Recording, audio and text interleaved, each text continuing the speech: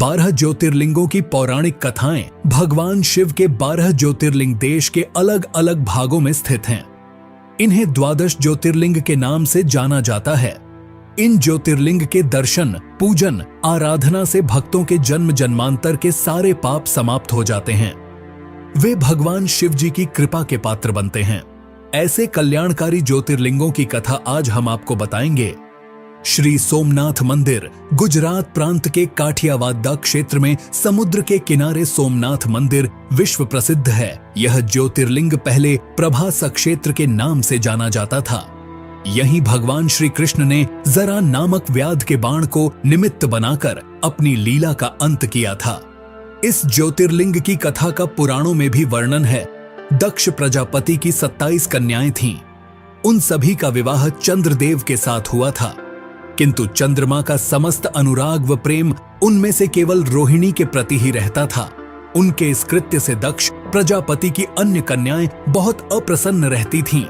उन्होंने अपनी यह व्यथा कथा अपने पिता को सुनाई। दक्ष प्रजापति ने इसके लिए चंद्रदेव को अनेक प्रकार से समझाया, किंतु रोहिणी के वशीभूत उनके हृदय पर इसका कोई प्रभाव नहीं पड़ा। दक्ष ने क्रुद्ध होकर उन्हें क्षयग्रस्त हो जाने का शाप दे दिया। इस शाप के कारण चंद्रदेव तत्काल क्षयग्रस्त हो गए। उनके क्षयग्रस्त होते ही पृथ्वी पर सुधा शीतलता वर्षण का उनका सारा कार्य रुक गया। चारों ओर त्राही त्राही मच गई। चंद्रमा भी बहुत दुखी और चिंतित रहने लगे थे। उनकी प्रार्थना सुनकर इंद्रादि देवता तथा वशिष्ठ आदि अर्षिगण उनके उद्धार के लिए पितामह ब्रह्मा जी के पास गए। सारी बातों को सुनकर ब्रह्मा जी ने कहा, चंद्रमा, अपने शाप विमोचन के लिए अन्य देवों के साथ पवित्र प्रभास क्षेत्र में जाकर मृत्युंजय भगवान शिव की आराधना करो। उनकी कृपा से अवश्य ही इनका शाप नष्ट हो जाएगा और ये रोगमुक्त हो जाएंगे। ब्रह्मा जी के कहे अनुसार चंद्रदेव ने मृत्युंजय भगवान की आराधना का सारा कार्य पूरा किया। उन्होंने घोर तपस्या करते हुए 10 करोड़ बार मृत्युंजय मंत्र का जप किया। इससे प्रसन्न होकर मृत्युंजय भगवान शिव ने उन्हें अमृतत्व का वर प्रदान किया। उन्होंने कहा, चंद्रदेव, तुम शोक न करो। मेरे वरदान से तुम्हारा शाप मोचन तो होगा ही, साथ ही साथ प्रजापति दक्ष के वचनों की रक्षा भी हो जाएगी। कृष्ण पक्ष में प्रतिदिन तुम्हारी एक एक कला क्षीण होगी, किंतु शुक्ल पक्ष में उसी क्रम से तुम्हारी एक एक कला बढ़ जाया करेगी। इस प्रकार प्रत्येक पूर्णिमा को तुम्हें पूर्ण चंद्रत्व प्राप्त होता रहेगा। चंद्रमा को मिलने वाले इस वरदान से सारे लोकों के प्राणी प्रसन्न हो उठे। सुधाकर चंद्रदेव पुनः 10 दिशाओं में सुधा वर्षण का कार्य पूर्ववत करने लगे। शाप मुक्त होकर चंद्रदेव ने अन्य देवताओं के साथ मिलकर मृत्युंजय भगवान से प्रार्थना की कि आप माता पार्वती जी के साथ सदा के लिए प्राणों के उद्धारार्थ यहाँ निवास करें। भगवान शिव उनकी इस प्रार्थना को स्वीकार करके ज्योतिर्लिंग के रूप में माता पार्वती जी के साथ तभी से यहाँ रहने लगे। पावन प्रभास क्षेत्र में स्थित इस सोमनाथ ज्योतिर्लिंग की महिमा महाभारत, श्रीमद् भागवत तथा स्कंद पुराण आदि में विस्तार से बताई गई है। चंद्रमा का एक नाम सोम भी है। उन्होंने भगवान शिव को ही अपना नाथ स्वामी मानकर यहाँ तपस्या की थी, इसलिए इस ज्योतिर्लिंग को सोमनाथ कहा जाता है। श्री मल्लिकार्जुन आंध्र प्रदेश में कृष्णा नदी के तट पर दक्षिण का कैलाश कहे जाने वाले श्री शैल पर्वत पर श्री मल्लिकार्जुन ज्योतिर्लिंग स्थित है। महाभारत, शिव पुराण तथा पद्म पुराण आदि धर्म ग्रंथों में इसकी महिमा और महत्ता का विस्तार से वर्णन किया गया है। पुराणों में इस ज्योतिर्लिंग की कथा कुछ इस प्रकार है।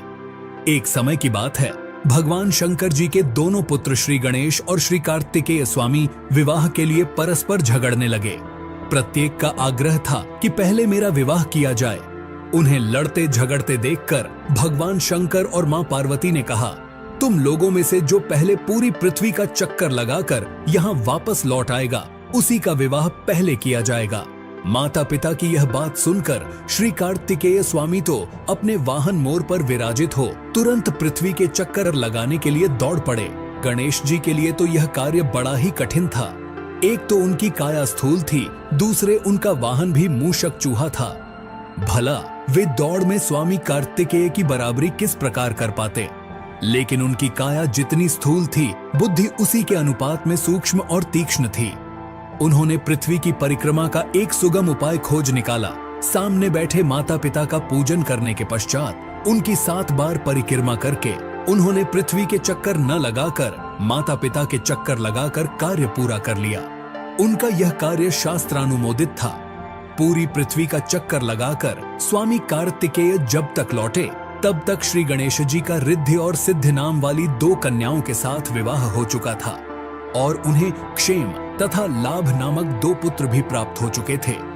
यह सब देखकर स्वामी कार्तिकेय अत्यंत रुष्ट होकर क्रौंच पर्वत पर चले गए। माता पार्वती वहां उन्हें मनाने पहुंची। जब कार्तिक को पता चला कि उनकी माता पिता यहां आने वाले हैं तो कार्तिक वहां से दूसरी जगह चले गए। जिस स्थान में माता पार्वती और भगवान शिव ने अपने पुत्र की प्रतीक्षा की थी उसे अब श्रीसेलम के नाम से जाना जाता है। उन्होंने अपने पुत्र से परेशान होकर उन्होंने एक ज्योतिर्लिंग का रूप धारण किया और वहीं रहने लगे और तब से मल्लिकार्जुन ज्योतिर्लिंग के नाम से प्रख्यात हुए। मल्लिका का अर्थ है पार्वती और अर्जुना का अर्थ है शिव। इस मल्लिकार्जुन शिवलिंग का दर्शन पूजन एवं अर्चन करने वाले भक्तों की सभी सात्विक मनोकामनाएं पूर्ण हो जाती हैं। दैहिक, दैविक, भौतिक सभी प्रकार की बाधाओं से वे मुक्त हो जाते हैं। श्री महाकालेश्वर यह परम पवित्र ज्योतिर्लिंग मध्य प्रदेश के उज्जैन नगर में है। क्षिप्रा नदी के तट पर स्थित उज्जैन प्राचीन काल में उज्जैनी के नाम से विख्यात था। इसे अवंतिकापुरी भी कहते थे। यह भारत की परम पवित्र सप्तपुरियों में से एक है। महाभारत, शिव पुराण एवं स्कंद पुराण में महाकाल ज्योतिर्लिंग की महिमा का पूरे विस्तार के साथ वर्णन किया गया है। इस ज्योतिर्लिंग के विषय में एक कथा इस प्रकार कही जाती है। किसी समय अवंतिकापुरी में वेदपाठी तपोनिष्ठ एक अत्यंत तेजस्वी ब्राह्मण रहते थे। एक दिन दूषण नामक एक अत्याचारी असुर उनकी तपस्या में विघ्न डालने के लिए वहां आया। ब्रह्मा जी से वर प्राप्त कर वह बहुत शक्तिशाली हो गया था। उसके अत्याचार से चारों ओर त्राही त्राही मची हुई थी। ब्राह्मण को कष्ट में देखकर प्राणी मात्र का कल्याण करने वाले भगवान शंकर वहां प्रकट हो गए। उन्होंने एक हुंकार मात्र से उस दारुण अत्याचारी दानव को वहीं जलाकर भस्म कर दिया। ब्राह्मणों ने महादेव से यहीं विराजमान होने के लिए प्रार्थना की। ब्राह्मणों के निवेदन से प्रसन्न होकर शिव जी यहाँ महाकालेश्वर ज्योतिर्लिंग के रूप में वास करने लगे। भगवान वहां हुंकार सहित प्रकट हुए, इसीलिए उनका नाम महाकाल पड़ गया। इसीलिए परम पवित्र ज्योतिर्लिंग को महाकाल के नाम से जाना जाता है। भगवान शिव समय यानी काल के अंत तक यहीं रहेंगे, इसलिए भी इन्हें महाकाल कहा जाने लगा।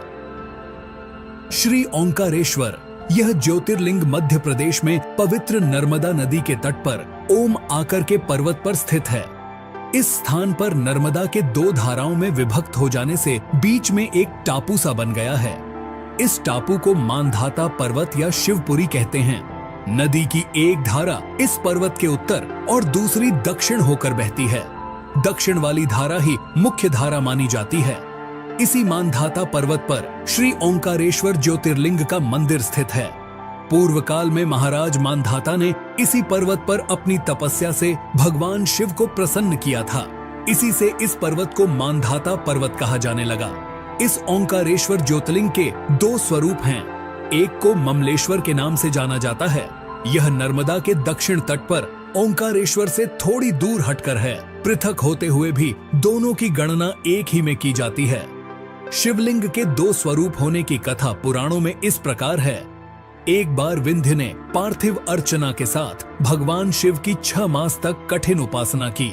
उनकी इस उपासना से प्रसन्न होकर शंकर जी वहां प्रकट हुए। उन्होंने विंध्य को उनके मनोवांछित वर प्रदान किए।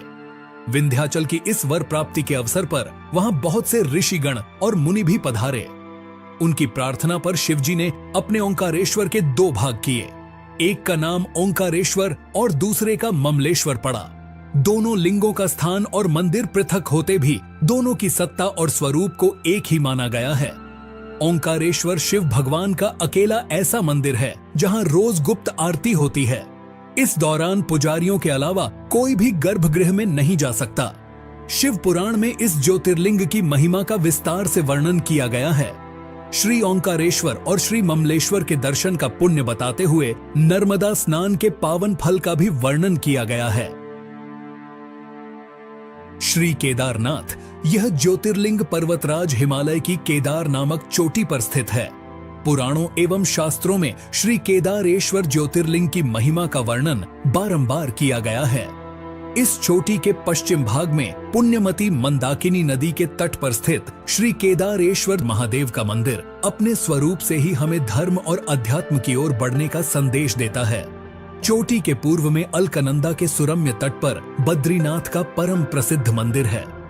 अलकनंदा और मंदाकिनी ये दोनों नदियां नीचे रुद्रप्रयाग में आकर मिल जाती हैं। दोनों नदियों की यह संयुक्त धारा और नीचे देवप्रयाग में आकर भागीरथी गंगा से मिल जाती हैं। इस प्रकार परम पावन गंगा जी में स्नान करने वालों को भी श्री केदारेश्वर और बद्रीनाथ के चरणों को धोने वाले जल का स्पर्श सुलभ हो जाता है। कहा जाता है कि यह मंदिर समुद्र तट से लगभग 12,000 फीट की ऊंचाई पर स्थित है। सर्दियों में मौसम की खराब स्थिति के कारण यह मंदिर साल में 6 महीना के लिए खुला रहता है। कहा जाता है कि पवित्र केदारनाथ मंदिर का निर्माण 8वीं शताब्दी ईस्वी में हिंदू गुरु आदि शंकराचार्य द्वारा किया गया था। आदि शंकराचार्य ने उस स्थान का पुनर्निर्माण किया जहां माना जाता है कि महाभारत के पांडवों ने एक शिव मंदिर का निर्माण कराया था। पौराणिक कथा के अनुसार ऐसा कहा जाता है कि पांडव अपने कौरव भाइयों का अंत करने के बाद अपने पापों का प्रायश्चित करने के लिए भगवान शिव से माफी मांगने जाना चाहते थे, लेकिन भगवान शिव उनसे मिलना नहीं चाहते थे। इसके बाद भगवान शिव गुप्तेश्वर में छुप गए, जहां आज केदारनाथ का ज्योतिर्लिंग स्थित है।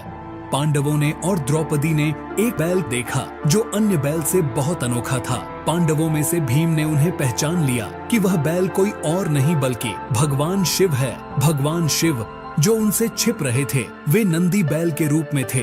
भीम ने बैल को पकड़ने की कोशिश की लेकिन सफल नहीं हो सका।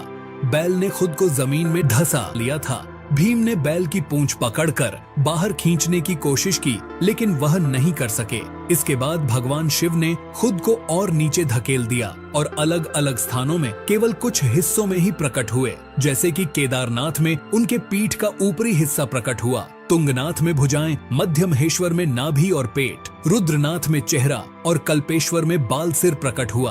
पांडवों ने शिव की पूजा करने के लिए इन 5 केदारों पर मंदिर बनवाए, जिससे वह अपने पापों से मुक्त हो गए। और भगवान शिव ने त्रिकोण रूप में इस पवित्र स्थान केदारनाथ में रहने का वादा किया। इसीलिए केदारनाथ इतना प्रसिद्ध है और भक्तों द्वारा पूजनीय है।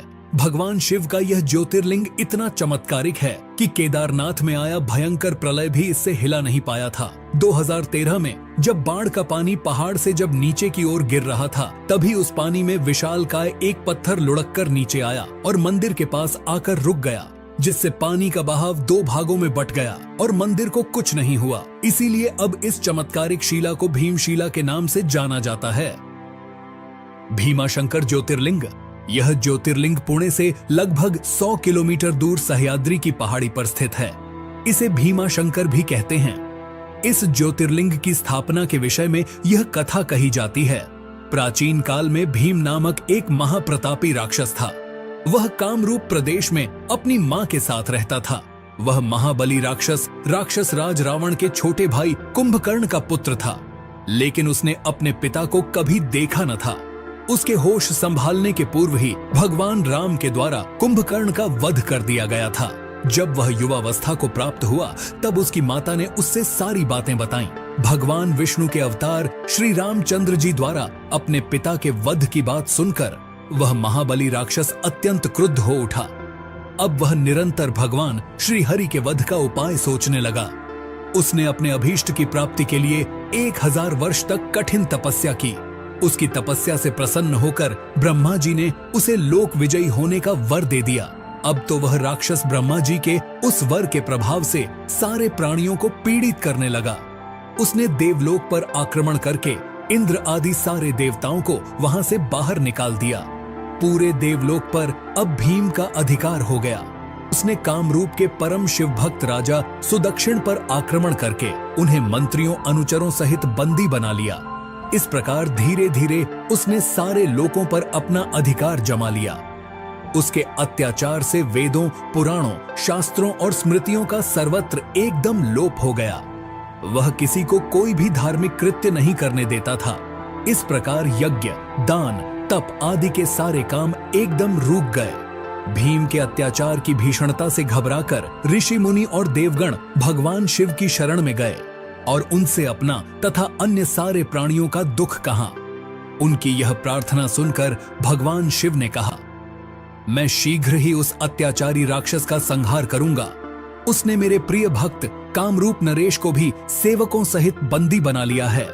कामरूप अपने सामने पार्थिव शिवलिंग रखकर अर्चना कर रहे थे। उन्हें ऐसा करते देख क्रोधोन्मत्त होकर राक्षस भीम ने अपनी तलवार से उस पार्थिव शिवलिंग पर प्रहार किया, किंतु उसकी तलवार का स्पर्श उस लिंग से हो भी नहीं पाया कि उसके भीतर से साक्षात शंकर जी वहां प्रकट हो गए। उन्होंने अपनी हुंकार मात्र से उस राक्षस को वहीं जलाकर भस्म कर दिया। भगवान शिव जी का यह अद्भुत कृत्य देखकर सारे ऋषि मुनि और देवगण वहां एक होकर उनकी स्तुति करने लगे। लोगों ने भगवान शिव से प्रार्थना की कि महादेव, आप लोक कल्याणार्थ अब सदा के लिए यहीं निवास करें। यह क्षेत्र शास्त्रों में अपवित्र बताया गया है। आपके निवास से यह परम पवित्र पुण्य क्षेत्र बन जाएगा। भगवान शिव ने सबकी यह प्रार्थना स्वीकार कर ली। वहां वह ज्योतिर्लिंग के रूप में सदा के लिए निवास करने लगे। उनका यह ज्योतिर्लिंग भीमेश्वर के नाम से विख्यात हुआ। काशी विश्वनाथ ज्योतिर्लिंग, काशी विश्वनाथ मंदिर भारत के उत्तर प्रदेश के वाराणसी शहर में पवित्र गंगा नदी के तट पर स्थित है। वाराणसी भारत में सबसे लंबे समय तक रहने वाले शहरों में से एक है, जिसे बनारस या काशी के नाम से भी जाना जाता है, और ये भारत के साथ सबसे पवित्र शहरों में से एक है और कई महत्वपूर्ण हिंदू मंदिरों का घर है। बनारस को एक ऐसे जगह के रूप में भी जाना जाता है जहां आयुर्वेद और योग परंपरा के निर्माता पतंजलि रहते थे और शिक्षा देते थे। ये एक महत्वपूर्ण बौद्ध शहर भी है, क्योंकि कहा जाता है कि बुद्ध ने अपना पहला उपदेश यही दिया था। इस पवित्र शहर में गंगा नदी के किनारे कई घाट है, लेकिन सबसे बढ़कर ये भगवान शिव का शहर है। कहा जाता है कि भगवान शिव चाहेंगे वही लोग यहाँ आ सकेंगे। ये मोक्ष प्राप्त करने और जन्म और मृत्यु के चक्र से मुक्त होने के लिए सबसे महत्वपूर्ण तीर्थ स्थलों में से एक है। ऐसा माना जाता है कि काशी विश्वनाथ पहला ज्योतिर्लिंगो है जो पृथ्वी को तोड़कर आकाश तक चमका, और ऐसा करके उसने अन्य सभी देवताओं पर अपना वर्चस्व स्थापित किया। इस मंदिर में ज्योतिर्लिंग के साथ शक्तिपीठ भी है। इस मंदिर में शिव को विश्वेश्वर के नाम से भी जाना जाता है, जिसका अर्थ है ब्रह्मांड का शासक। इस ज्योतिर्लिंग की उत्पत्ति के बारे में सिर्फ पुराण में एक कथा का उल्लेख है। एक बार सृष्टि के रचयिता ब्रह्मा और सृष्टि के पालनकर्ता भगवान विष्णु के बीच अपने सर्वोच्चता को लेकर बहस हुई। उनकी परीक्षा लेने के लिए शिव ने प्रकाश की एक विशाल अंतहीन स्तंभ ज्योतिर्लिंग के रूप में प्रकट हुए, ये निर्धारित करने के लिए कि कौन अधिक शक्तिशाली है।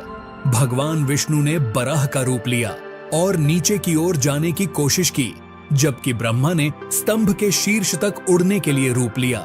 लंबे समय तक स्तंभ के अंत को खोजने की कोशिश करने के बाद ब्रह्मा ने अहंकार के कारण झूठ बोला और कहा कि उन्हें स्तंभ का अंत मिल गया है, और साक्षी के रूप में कौतुकी का फूल दिखाया, जबकि भगवान विष्णु ने ईमानदारी से कहा कि उन्हें इसका अंत नहीं मिल सका और उन्होंने अपनी हार स्वीकार कर ली। तब भगवान शिव ने क्रोधित भैरव का रूप धारण किया और ब्रह्मा के 5वें सिर को काट दिया और उन्हें शाप दिया कि उनकी पूजा नहीं की जाएगी और भगवान विष्णु को अपने सामान हर मंदिरों में पूजा जाएगा। कहते हैं कि पृथ्वी के जिस स्थान पर यह स्तंभ गिरा था वह जगह आगे जाकर काशी विश्वनाथ कहलाया। त्र्यंबकेश्वर ज्योतिर्लिंग, त्र्यंबकेश्वर ज्योतिर्लिंग जो ब्रह्मगिरी नामक एक पर्वत पर स्थित है, ये वही जगह है जहां से गोदावरी नदी शुरू होती है। इस ज्योतिर्लिंगों की सबसे बड़ी खासियत है यहाँ पर मौजूद 3 छोटे छोटे लिंग, जिन्हें ब्रह्मा, विष्णु और शिवजी का प्रतीक माना जाता है। पौराणिक कथाओं के अनुसार भगवान ब्रह्मदेव ने भगवान शिव को प्रसन्न करने के लिए ब्रह्मगिरी पर्वत पर तपस्या की थी। तभी से इस पर्वत को ब्रह्मगिरी पर्वत के नाम से जाना जाता है।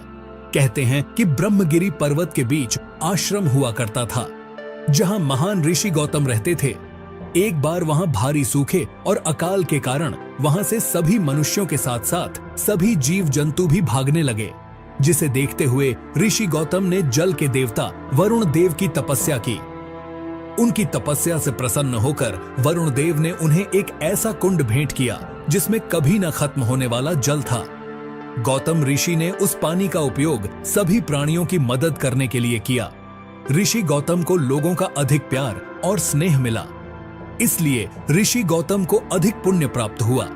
लेकिन जल्द ही आश्रम के दूसरे ऋषियों को इस बात से जलन होने लगी और उन्होंने गौतम ऋषि को नीचा दिखाने के लिए भगवान गणेश की तपस्या की।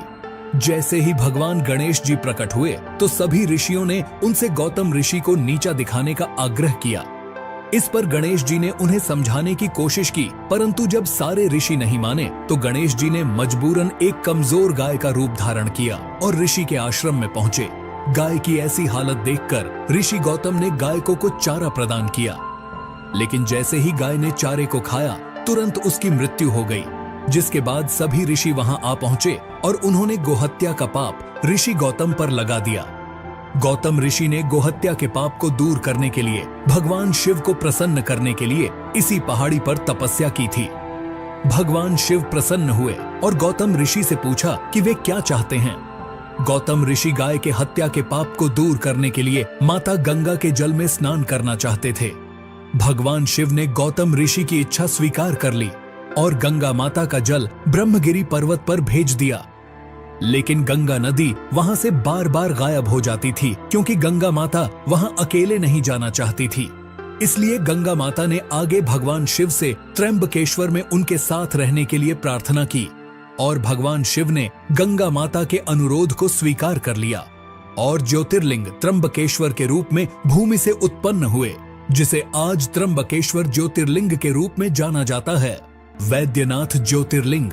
वैद्यनाथ ज्योतिर्लिंग झारखंड राज्य के देवघर में स्थित है। ज्योतिर्लिंग को सिद्धपीठ भी कहा गया है, जहां पर भक्तों की मुराद जल्दी पूरी होती है। पौराणिक कथाओं के अनुसार रावण शिवजी को प्रसन्न करने के लिए हिमालय क्षेत्र में तपस्या कर रहा था। उसने अपने 9 सिर शिवजी को अर्पित कर दिया था। जैसे ही वो अपने 10वें सिर का बलिदान देने वाला था, शिवजी उनके सामने प्रकट हुए और उनसे पूछा कि वे क्या चाहते हैं। रावण ने कामना ज्योतिर्लिंग को लंका द्वीप पर ले जाने को कहा और शिव को कैलाश से लंका ले जाने का इच्छा व्यक्त की। भगवान शिव रावण के अनुरोध पर सहमत हुए, लेकिन एक शर्त के साथ उन्होंने कहा कि यदि लिंग को रास्ते में कहीं भी रखा गया तो ये देवताओं का स्थायी निवास बन जाएगा और इसे कभी भी स्थानांतरित नहीं किया जा सकेगा। ये सुनकर कि भगवान शिव कैलाश पर्वत पर अपने निवास स्थान से चले गए, सभी देवी देवता चिंतित हो गए। उन्होंने भगवान विष्णु से इसका समाधान मांगा। भगवान विष्णु ने पानी से जुड़े देवता वरुण देव को रावण के पेट में प्रवेश करने के लिए कहा, जिसके परिणाम स्वरूप और देवघर के आसपास के क्षेत्र में उसे पेशाब करने की आवश्यकता महसूस हुई। कहानी में कहा गया है कि विष्णु जी ने एक चरवाहे का रूप लिया। जब रावण पेशाब करने गया तो उसने इस ग्वाले को एक लिंग दिया। वरुण देव की उपस्थिति के कारण रावण को खुद को राहत देने में बहुत लंबा समय लगा।